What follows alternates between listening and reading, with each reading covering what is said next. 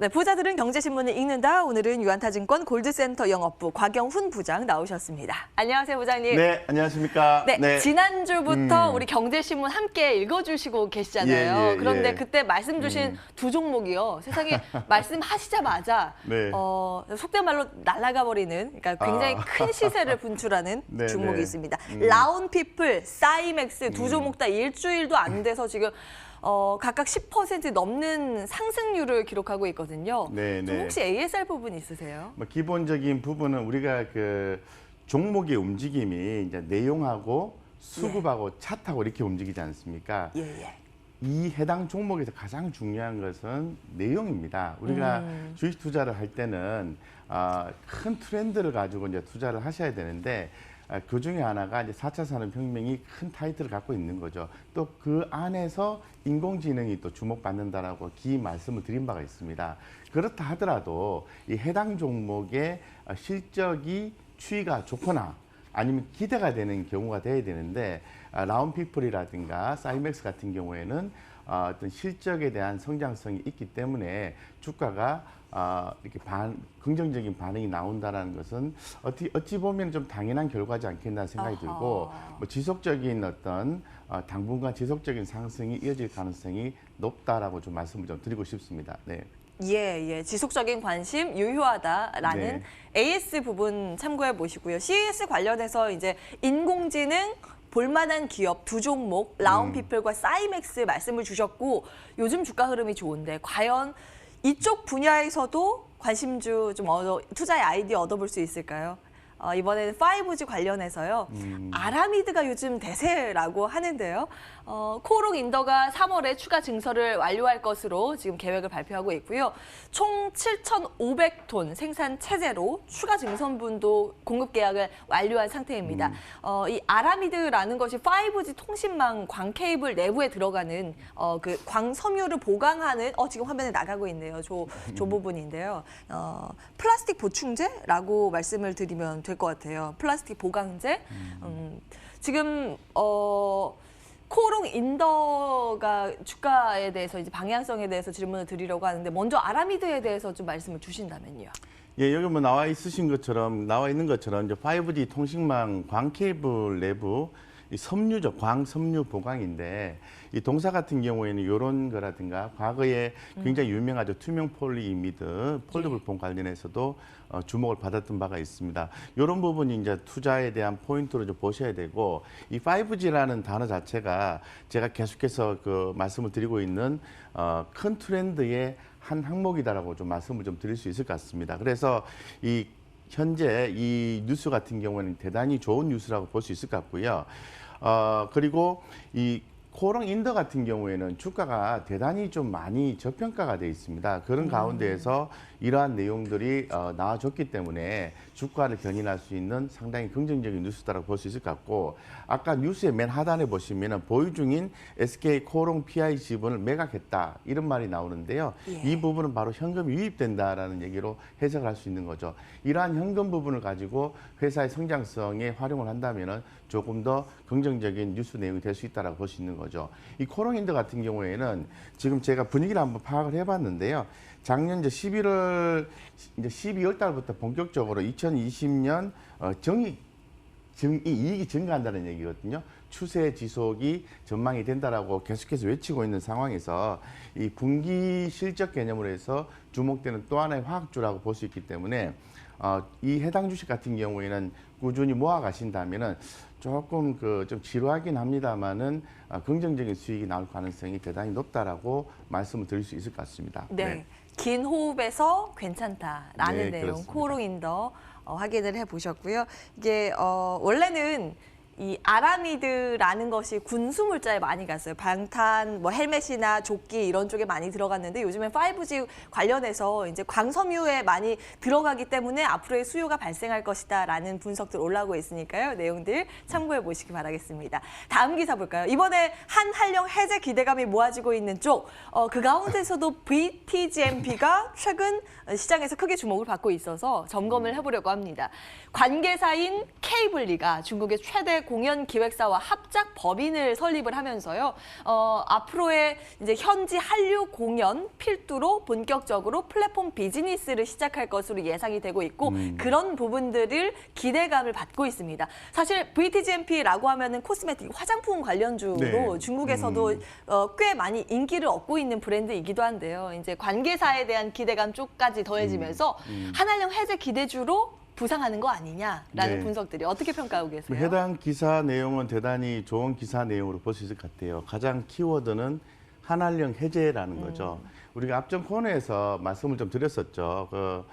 시진핑 주석의 방안이 현재로서는 기대가 된다라고 말씀을 드릴 수 있을 것 같고 기존에도 뭐 화장품 관련주라든가 엔터주 이런 부분들을 언급한 바가 있었습니다. 그래서 이 사실 VETGMP라는 회사는 앞전에 이제 GMP라는 회사거든요.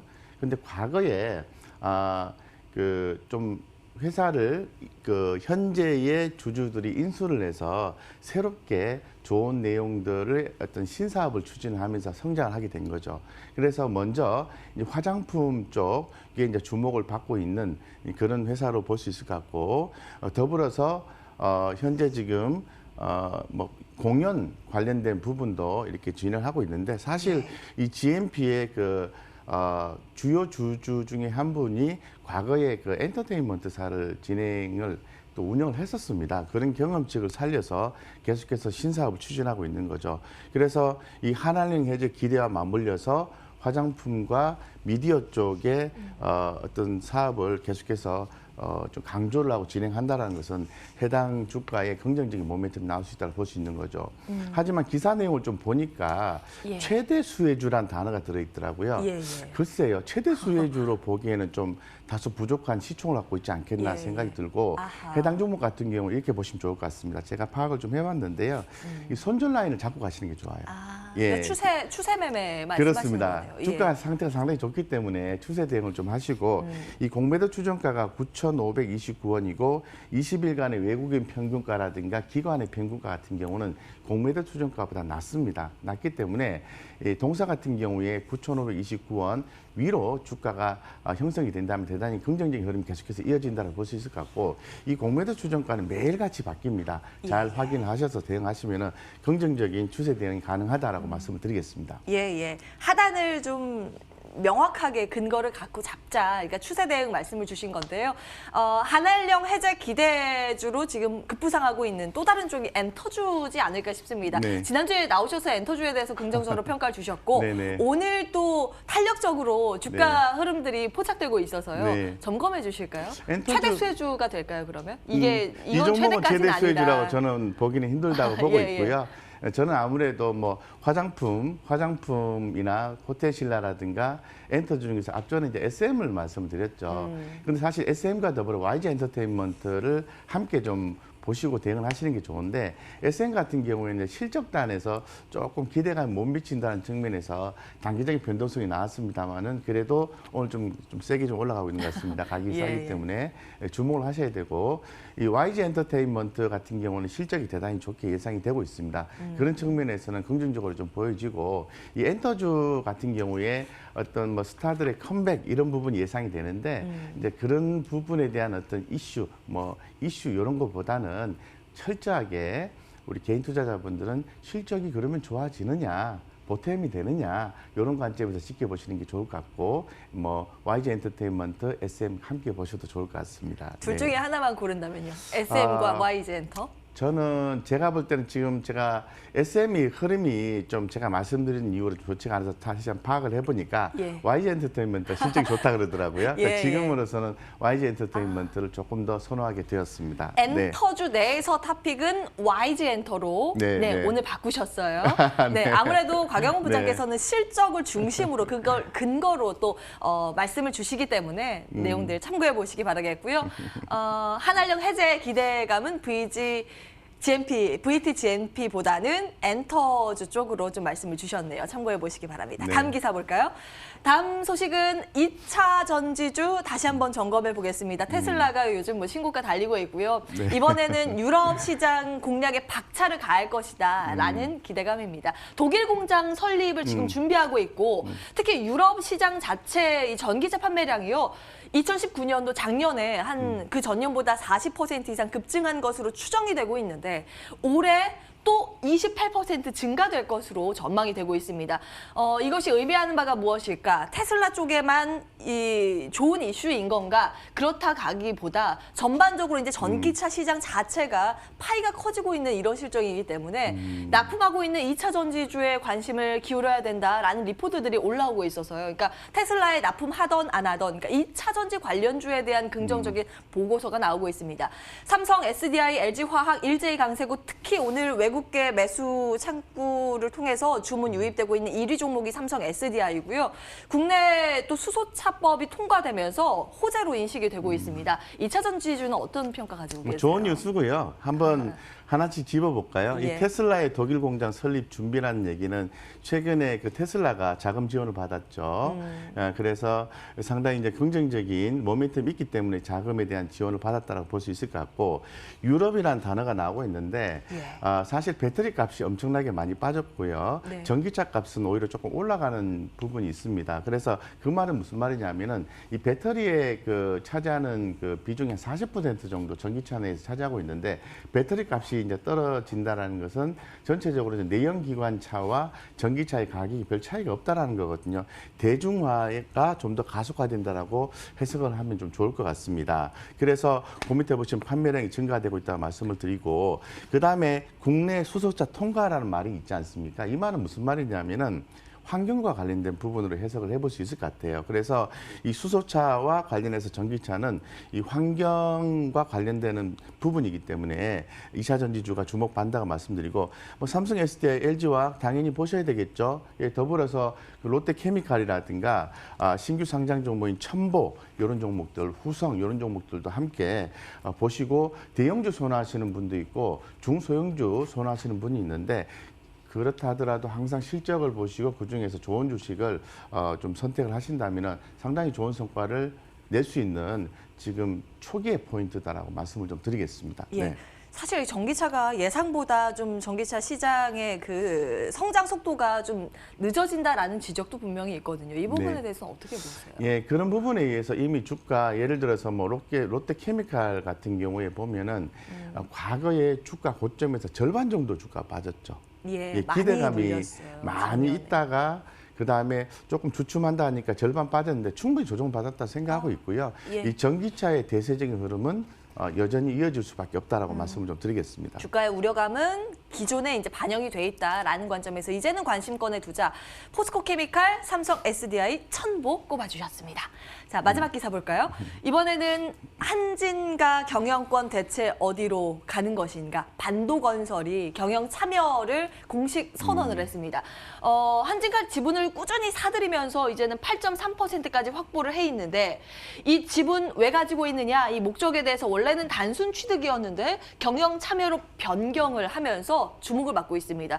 과연 경영권 다툼으로 더 확대가 되는 것인가?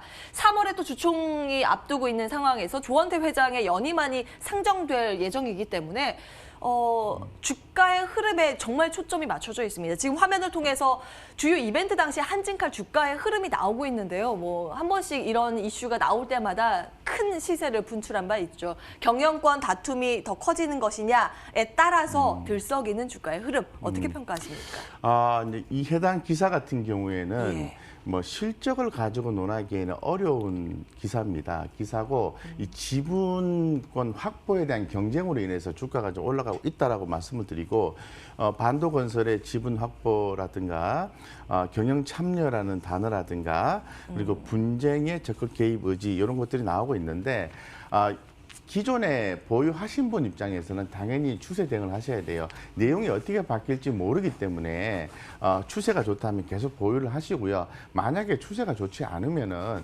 그다음에 빨리 비중을 축소하시거나 빠져나온 전략을 취하셔야 되는 거죠. 그러면 새롭게 이제 진입하시는 분 입장에서는 어떻게 과연 가능할까라고 한번 우리가 생각해 볼 수 있는데 우리가 주식을 투자하는 여러 가지 그 방식 중에 하나가 실적을 가지고 하는 경우도 있지만은 어떤 기업의 이슈를 가지고 투자하는 이벤트 드리븐 전략이라는 게 있습니다. 그런 전략을 취한다면은 포트폴리오 중에 일부를 구성을 하셔서 대응을 하셔도 좋은데 제가 저 개인적으로 좀 권유하고 싶은 방법은 지금 실적 발표 시즌에 돌입하면서 이러한 내용들이 만약에 어떤 내용이 바뀌게 되면은 주가의 변동성이 1%, 2% 이렇게 빠지게 나오지는 않거든요. 크게 변동성이 나오기 때문에 진입을 못 하신 분이라면은 그냥 관망하시고 좀 지켜보시는 게 더 바람직하지 않겠나. 그리고 나중에 잠잠해졌을 때 실적 추이를 보고 대응하는 전략도 좋다라고 말씀을 좀 드리겠습니다. 네. 역시 기초를 강조하시는 우리 곽영훈 부장이었습니다. 마지막 기사까지 확인해봤네요. 유한타증권 곽영훈 부장과 함께했습니다. 말씀 고맙습니다. 네, 감사합니다.